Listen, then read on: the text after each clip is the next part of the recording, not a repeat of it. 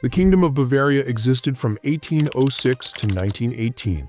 Although the region had long-standing cultural, religious, and political differences from the rest of Germany, its existence as an independent kingdom was a direct result of Napoleon's great wars of conquest. But there was also a unique standpoint in its jewelry as well. Gold ornaments, heavy tiaras, and a famous blue diamond with a long historical journey. Some of the most famous pieces of Bavarian jewelry include the Bavarian Crown Jewels, a collection of regalia that was worn by the Bavarian monarchs during ceremonial occasions. The crown jewels include the king and queen crowns, scepters, state sword, and royal orb, all of which are adorned with precious gemstones and intricate metalwork. These pieces are considered to be masterpieces of Bavarian craftsmanship and are now on display in a museum. Hence, we will start our jewelry journey from the king's crown and go down to the famous Ruby Parure and other valuable Bavarian gems. In this video, you will find out some facts about Queen Therese and her wedding presents, along with one more tiara featuring intricate filigree work. Now, let's dive in. The King's Crown. The story of Bavarian Crown Jewels goes back to 1806, when Emperor Napoleon I of the French upgraded the independent German Duchy of Bavaria to full kingdom status. Hence, the former Duke of Bavaria became King of Bavaria, Maximilian I. To mark this occasion, he commemorated the fact by commissioning a set of crown jewels for use by Bavarian monarchs. However, there was no coronation ceremony, and the king never wore the crown in public. Rather, it was placed on a cushion when displayed on occasions such as the king's ascension or his funeral. Made by Blanche, the most famous French goldsmith of the day, the royal crown of Bavaria is set with rubies, diamonds, emeralds, sapphires, and pearls, including the famous Wittelsbach diamond. The original Wittelsbach diamond, also known as Der Blaue Wittelsbacher, was a 35.56 carat fancy, deep grayish-blue diamond with absolute clarity. Until 1918, the jewel remained on top of the Bavarian crown. It was seen last in public at Ludwig III of Bavaria's funeral in 1921. Many of us know now the blue stone was later acquired by Lawrence Graf, who further recut it in 2010, set into a ring, and then reportedly sold to Sheikh Khalifa of Qatar. The 96 centimeters long state sword, the golden royal orb, and the 89 centimeter long royal scepter, set with brilliants, emeralds, and sapphires with surmounted small round crown at the top, all are placed with a crown on display in the treasury of the Residenz Palace in Munich. Queen's crown is part of a regalia, which was made for the then Queen Caroline of Baden, contains huge pearls, diamonds, emeralds, and rubies. What's interesting, she wasn't portrayed in the Bavarian crown, as by that time all the regalia were simply displayed as symbols, not as adornment. However, on her famous portrait, we see her wearing a tiara and a necklace, probably made of cabochon sapphires. One of the most notable aspects of Bavarian jewelry is its association with the Wittelsbach dynasty, the royal family that ruled Bavaria for centuries. The members of the Wittelsbach family were known for their love of luxury and opulence, and they commissioned some of the most stunning jewelry pieces of their time. These pieces often featured a combination of precious metals and gemstones, such as diamonds, rubies, emeralds, and sapphires, creating pieces that were truly fit for royalty. And hence, the following one is a great example of craftsmanship. Bavarian Ruby Parure. The piece of staggering size and most recognizable of Bavarian jewelry motifs is this Ruby Parure that actually has a surprising link to Oktoberfest. Why or how? We are going to unveil it now. Celebrated across Germany this month, the annual Oktoberfest merriment owes its origins to a grand royal wedding of the 19th century. The young German bride was Therese of Saxe-Hildburghausen, who married Bavarian Crown Prince Ludwig on the 12th of October, 1810. Therese received a wedding present that was considered spectacular enough for a young kingdom. A magnificent four-piece gold parure, adorned with rubies, diamonds, and spinels, was left to her. Only the enormous high-standing tiara, which is densely studded with diamonds and a floral theme with scattered rubies and two considerably bigger central spinels, may overshadow the necklace, earrings, and cuff-style bracelets. When their wedding reception was held a week later just outside of Munich, The festivities were attended by 35,000 guests and members of the public, all celebrating the new royal couple. Such was its success that the event is still annually celebrated over 200 years later, known as the Oktoberfest. The royal couple became King Ludwig and Queen Therese of Bavaria after Ludwig's father passed away in 1825. Therese was by no means jewelry shy, deciding not to wear her bulky Ruby Parure for the event. Unusually, she wore a white diamond tiara and the golden pearl queen's crown at the same time for her coronation. The king's crown, as you have seen above, was embellished with the family Wittelsbach blue diamond. But what is the aftermath of the grand set? The ruby tiara was last seen on Princess Antonia, the wife of Crown Prince Ruprecht of Bavaria. It had been passed down through the generations. Now, the entire parure is on exhibit at the Residenz Museum in Munich, the former capital and residence of the Bavarian dukes and kings. Bavarian lover's knot tiara. Queen Therese had several astonishing tiaras, and this one was commissioned by Ludwig I when the couple already become king and queen.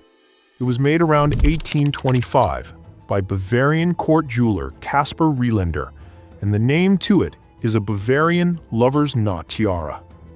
However, don't be surprised, as there are several lover's knot tiaras in different royal families, and this one doesn't have any connections to the well-known Cambridge lover's knot tiara.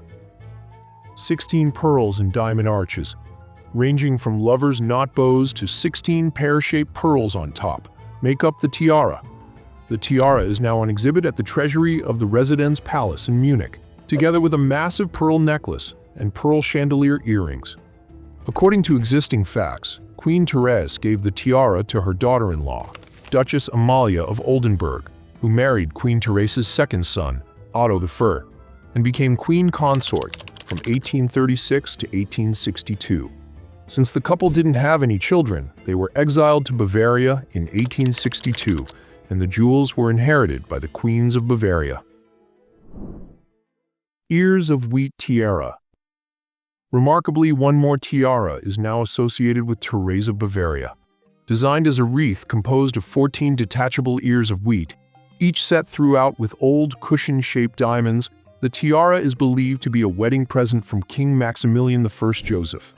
It is believed the tiara was designed by Nito, who established a shop on Place Vendôme, making its successor Chaumet the oldest jeweler house. By that time, the Bavarian king was often a guest at the jewelry house and probably got the tiara for his future daughter-in-law.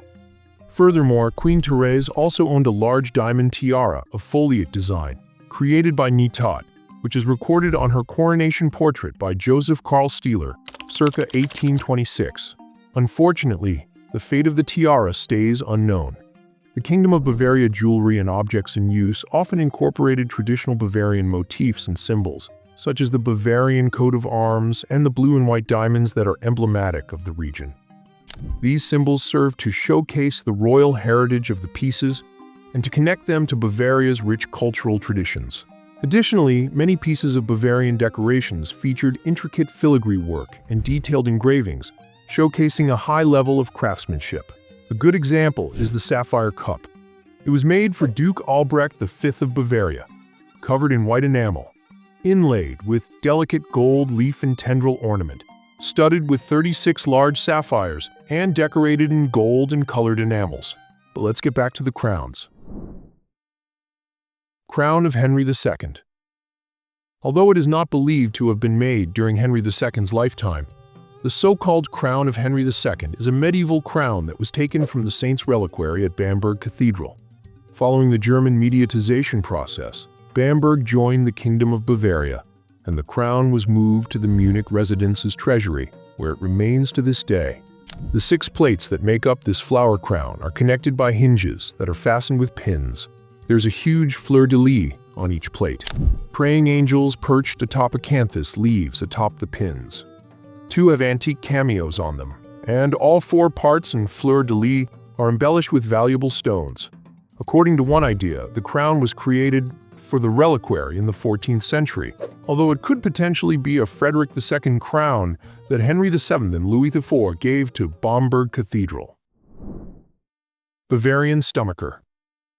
In addition to the crown jewels, Bavarian jewelry also includes a wide range of other pieces, including necklaces, bracelets, earrings, brooches, and stomachers, all of which showcase the region's unique aesthetic sensibility and design flair. For instance, from the 18th century to the start of the 20th century, stomacher, also called divan de corsage, was very popular. Stingers made of one or more components can be worn as a single enormous corsage brooch attached to the bodice's center panel, or as a little, independent brooch. Eventually, stomachers lost their appeal, and big corsage brooches were broken and repurposed into smaller brooches. The one we are showing here is made of pearls and diamonds that were often compiled together. The crown of Princess Blanche. The crown of Princess Blanche, also known as the Palatinate crown or Bohemian crown, has been a property of the House of Wittelsbach since 1402. But was it made in Bavaria? The answer is no, and let's see why. In England, the crown is mentioned in a 1399 list of gems and plates. It most likely belonged to Anne of Bohemia, the wife of King Richard II, who was overthrown by Henry IV that year. In 1402, Henry's daughter, Princess Blanche, wed the Palatine elector Ludwig III, and as part of her dowry, the crown was given to the Palatine treasury at Heidelberg. Equal in diameter and height, a solitary ruby and a cluster of pearls meet the corners of the alternating red and blue enamel surround of the 12 sapphires that surround the band of this richly bejeweled gold crown. From the center of each, a long stem emerges, ending in a fleur-de-lis design adorned with sapphires, rubies, and emeralds, and crowned with 3 little pearls. Together with other gems from the Palatine branch of the Wittelsbach dynasty, it was moved to the Munich treasury in 1782. As you may have guessed, one of the oldest English crowns that is not in England and still in existence is the crown of Princess Blanche. The Palatinate pearl. Despite being on display at the treasury of the Residenz Palace in Munich, this extremely rare pearl is not one of the crown jewels. The pearl is partially black and white. Did you notice that?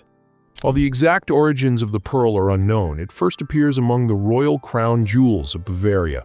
The pearl is positioned between 2 snakes covered in diamonds that are growing from a bed of leaves and have 2 blossoms on either side. According to legend, the pearl's name comes from a member of the Bavarian royal family that ruled Palatinate. Later, in the late 18th century, it traveled to Munich with its owner, Charles Theodore, Count of the Palatinate. The Kingdom of Bavaria jewelry continues to be a source of inspiration for contemporary designers and jewelers, who often draw on its rich history and traditional motifs in their own creations. Did you find our video good enough to learn about the Bavarian jewels? If you liked it, please write down your comments and ideas for the future story. What jewels you like, what royal family has the most beautiful gems, and any other thoughts you want to share with us. Thank you for watching.